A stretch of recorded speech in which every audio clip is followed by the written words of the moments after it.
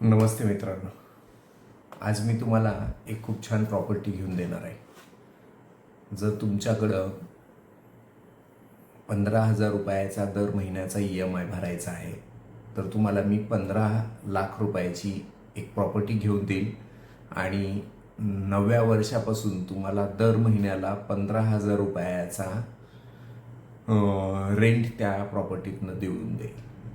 हा यील्ड 1% आहे.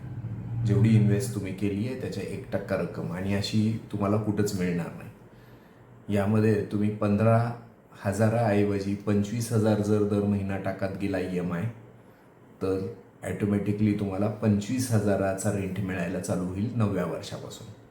किंवा तुम्ही 25 लाख एकदाच टाकून दिले तर उद्यापासून तुम्हाला 25,000 रुपयाचा रेंट मिळायला चालू होऊ शकतो.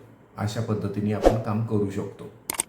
ही आयडिया खूप सुंदर आहे. याच्यामध्ये तुम्हाला कुठलाही सोसायटीचा मेंटेनन्स नाही, तुम्हाला प्रॉपर्टीचा मेंटेनन्स नाही, तुम्हाला कुठलाही प्रॉपर्टी टॅक्स भरायचा नाही आहे, तुम्हाला कुठलाही भाडेकरू गाठायचा नाही आहे. फक्त तुम्ही SBI, HDFC अशा एखाद्या चांगल्या कंपनीमध्ये ते पैसे इन्व्हेस्ट करायचे आहेत आणि ते इन्व्हेस्ट केले की ते दर महिन्याला तुम्हाला ॲटोमॅटिकली रेंट द्यायला चालू करतील.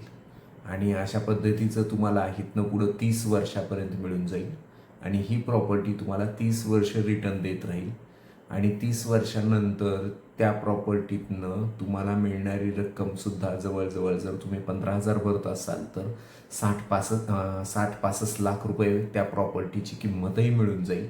आणि तुम्हाला 30 वर्षामध्ये 54 लाखाच्या आसपासचा रेंटही मिळालेला असेल. म्हणजे 15 लाखाच्या प्रॉपर्टीमध्ये तुम्हाला 54 लाखाचा रेंट मिळाला आहे आणि 65 लाखाची त्याची किंमत 30 वर्षानंतर तयार झाली आहे. असंही आपल्याला करता येऊ शकतं. आणि हे एकदम सुंदर पद्धतीने जर तुम्हाला करायचं असेल तर तुम्ही नक्कीच नवजीवन वेल्थला भेट देऊ शकता. आम्ही तुम्हाला अशा पद्धतीची प्रॉपर्टी नक्कीच घेऊन देऊ आणि तुम्हाला पीस ऑफ माइंड देऊ.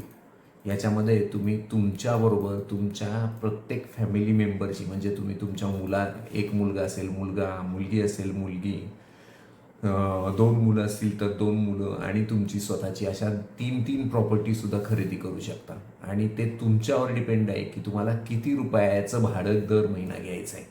त्या प्रमाणात आपण आत्ता EMI ठरवून घेऊ शकतो. थँक्यू.